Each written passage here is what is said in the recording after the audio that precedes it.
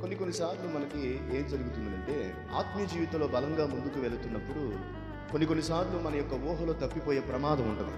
అందుకే ఎవని మనస్సు దేవుని మీద ఆనుకుంటుందో వారిని పూర్ణ శాంతి గల వారిగా చేస్తానని వాక్యం చెప్తాం.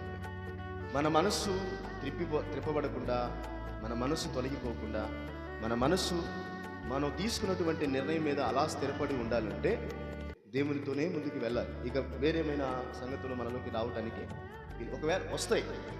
ప్రయాణం చేస్తున్నప్పుడు తారు రోడ్డు వస్తుంది, గులకల రోడ్డు వస్తుంది, మెట్టు రోడ్డు వస్తుంది, ప్రైజ్ రోడ్డు చెప్పండి గట్టిగా, గుంటల రోడ్డు వస్తాయి.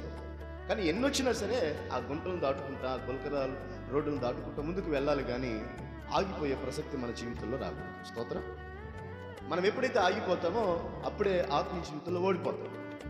కనుక నేనంటాను, మనం తీసుకున్నటువంటి ఈ నిర్ణయము, ఈ గొప్ప ఉన్నతమైన భాగ్యం మారిపోకుండా ఉండాలంటే మన మనస్సును జాగ్రత్తగా పట్టుకోవాలి. Praise the lord.